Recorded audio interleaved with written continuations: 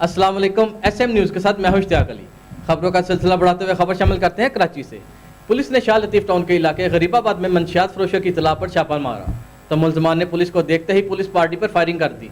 ज़राए का कहना है कि मुलजमान की फायरिंग से तबादले में 2 पुलिस एहलकार और 1 राहगीर जख्मी हुआ। इसी हवाले से मजीद जानते हैं ब्यूरो चीफ जुल्फ़कार अली से। जी जुल्फ़कार, क्या तफसीलात हैं आपके पास? जी बिल्कुल, ज़राए का कहना है कि मुलजमान से फायरिंग के तबादले में 2 पुलिस एहलकार और 1 राहगीर ज़ख्मी हुआ है। ज़ख्मी एहलकार अताउल्ला सलीम एंगल और राहगीर अशफाक को तिब्बी अमदाद के लिए जिना अस्पताल मुंतकिल कर दिया गया। पुलिस ज़राए का कहना है कि मंशियात फरोशों ने गरीबाबाद मलीर नदी में ठिकाना बना रखा था। वाक़या की इत्तला मिलते ही SSP मलीर सैयद इरफान अली बहादुर फौरी तौर पर एहलकारों और राहगीर की इयादत के लिए जिना अस्पताल पहुँच गए। इलाका पुलिस की जानिब से मुलजमान की गिरफ्तारी के लिए छापों का सिलसिला जारी है। पुलिस और रेंजर की भारी नफरी इलाके में मौजूद है। ज़राए का कहना है कि इलाके की नाकाबंदी करके सर्च ऑपरेशन जारी कर दिया गया है।